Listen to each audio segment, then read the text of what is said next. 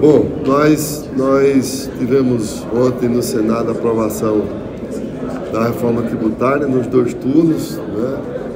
Foi um passo muito importante para o nosso país. Nós participamos em todo momento da votação no plenário do Senado Federal. Queria aqui destacar o papel do presidente Rodrigo Pacheco ao longo dessa jornada de discussão da reforma tributária, quando nós tivemos inclusive a própria comissão mista, né, ali ainda sendo discutida no Senado Federal, e nós chegarmos a um momento tão importante que foi vencer uma etapa no Senado Federal. Eu me lembro que quando nós estávamos discutindo aqui na Câmara, havia uma desconfiança muito grande do calendário, né? Muitas pessoas me perguntavam, mas vai votar mesmo? Quando se marcou o 5 de julho para se votar, muitas pessoas ainda duvidavam, mas a matéria, graças a Deus, foi aprovada aqui com ampla maioria, e nós ficamos assim. Nós vencemos aquele momento de incredulidade. Novamente, agora no Senado Federal, quando se marcou a votação, tanto na CCJ quanto no plenário, havia muita dúvida em relação à votação. Algumas pessoas, inclusive, disseram, mas será que vai votar mesmo? Vai votar mesmo? E nós tivemos até um avanço no calendário, já que tínhamos 2 dias de votação previstos, e no Senado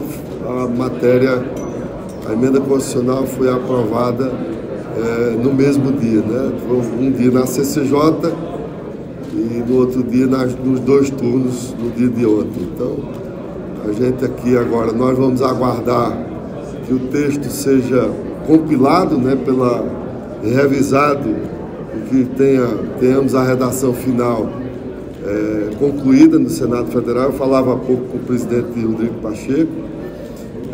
Os líderes também partidários que ali votaram, né, e ajudaram a construir a vitória no Senado.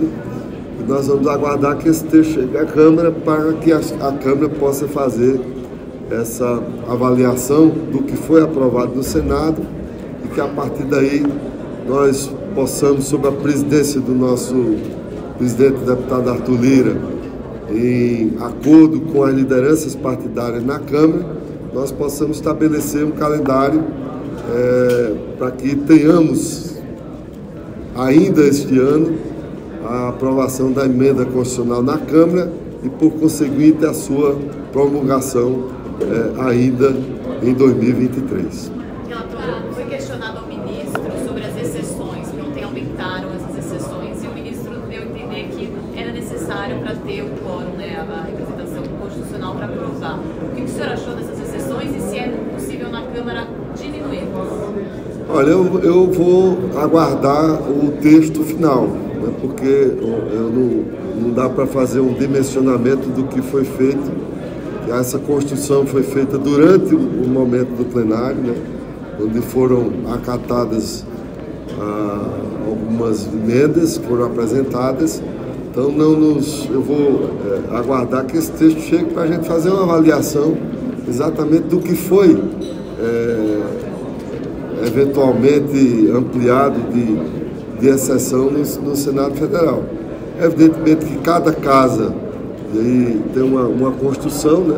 Não é uma matéria simples, é uma matéria complexa e de quórum constitucional, mas nós vamos buscar aqui no Senado, na Câmara, manter o IVA ideal, né? Que é aquele que tem o menor impacto para o cidadão brasileiro, porque tudo aquilo que a gente escolhe, ainda que as escolhas são políticas, né? No final das contas, quem paga essa conta é o consumidor, sobretudo no IVA, como é a proposta de emenda constitucional aprovada nas 2 casas. Então, no momento oportuno, a Câmara vai fazer essa avaliação, vai fazer uma discussão com o Senado também. Eu acho que é importante a gente sempre ter esse diálogo de canal aberto, mas agora passa a ser o momento, o Senado teve o seu momento e passa a ser o momento da Câmara nessa avaliação, para que, e aí de forma bastante bastante tranquila e cooperativa, né, se faça essa discussão para que nós tenhamos um texto constitucional aprovado esse ano e que se evite, né, o chamado, algumas pessoas chamam de ping-pong, né, que se evite que a mudança do texto aqui vá para o Senado e fique num momento de discussão prolongada sem se ter um fechamento do texto constitucional. Então, a gente vai levar isso em consideração e a ideia é que nós tenhamos, assim que recebemos o texto, nós possamos aí avançar nas articulações com as lideranças, né, para fazermos essa avaliação de texto.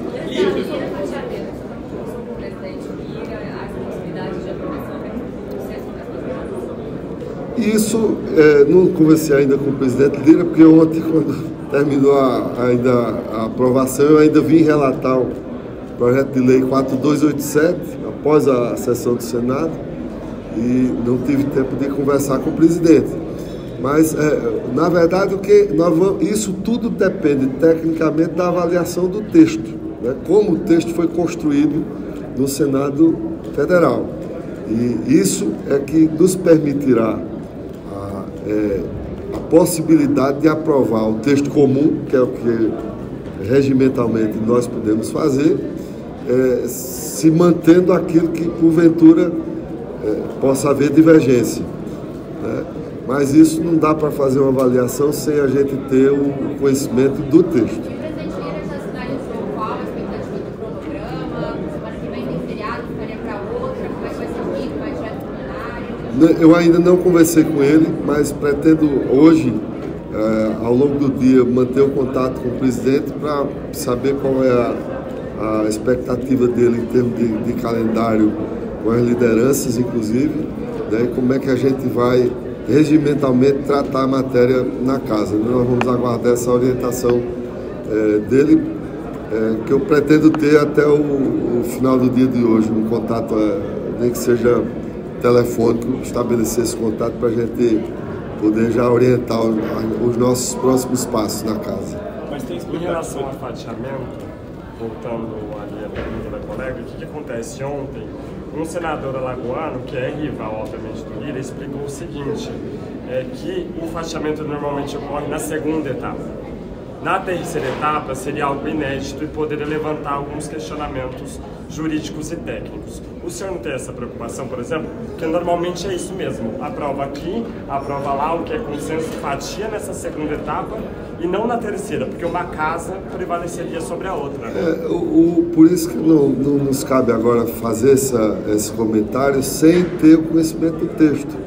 Porque a construção do texto é que tecnicamente nos possibilitará adotar o caminho, por exemplo, que o próprio presidente já comentou, né, já revelou para vocês, né? Vamos dar apenas um exemplo, aí é só uma hipótese, né? É você ter um texto em que você tem a adição, por exemplo, no texto, e que aí você pode discordar de determinada parte do que foi aditivado nesse texto. E aí você promulga aquilo que as casas ratificaram e deixa de fora essa parte que você, porventura, discorde. Eu só não posso afirmar isso porque na construção do texto você pode ter uma modificação que estruturalmente comprometa a emenda constitucional. Então não dá para fazer uma avaliação como essa sem que a gente tenha esse conhecimento pleno do texto. Mas, deputado, 300 foi feito lá no Senado, pegar parte disso. Não vamos entrar. Agora a gente passa por um campo que é especulativo, não adianta. Vamos aguardar o texto constitucional, a gente vai fazer a avaliação do texto e, na avaliação do texto, ver aquilo que é possível regimentalmente se fazer. Deputado, mas foram quase 300 emendas. Sim, 300 emendas. Eu não sei o que é que... gente também. Não sei o que é que foi. Eu não sei o que é que foi incorporado ao texto. Não sei, não dá para saber. Relator, quando eu perguntei das exceções, só para voltar para o senhor, eu perguntei se há para como derrubar, né, abaixar um pouco, o senhor falou que tem que sempre pensar no IVA para não pegar no bolso do consumidor. É possível aumentar essas exceções aqui no Não, eu acho que há um consenso geral de que a ideia é que a gente possa sempre construir. Às vezes, politicamente, você tem que... O senador Eduardo Braga, que aqui eu também quero fazer menção ao senador Eduardo Braga, que fez um trabalho muito bem feito, né, nessa construção política, que não é fácil, né? E quanto mais na Casa da Federação, né, que ele fez, às vezes você tem que fazer uma Constituição para aprovação do texto, que eu falava há pouco, se você me perguntar, o texto que foi aprovado na Câmara é o texto que você desejava? Não, eu desejava um texto que era o meu texto, mas na política você tem que fazer determinados ajustes, né, para que se aprove o texto, porque também não adianta você ter o melhor texto, que é um texto só teórico, que você é um texto abstrato que você não pode aprovar.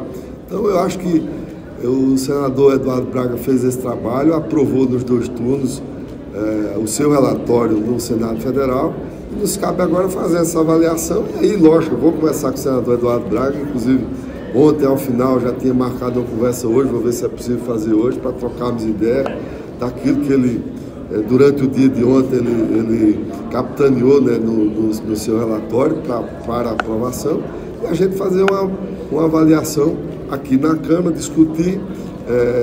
Tecnicamente, nós chegamos a fazer uma reunião entre as equipes, acho que foi na terça-feira, né, para discutir um pouco aquilo que estava... E aí era só técnica, não era técnica legislativa, para justamente nos possibilitar ir para um caminho do maior consenso possível para que se possa avançar e se promulgar a emenda constitucional o mais rapidamente possível. Tá bom, gente?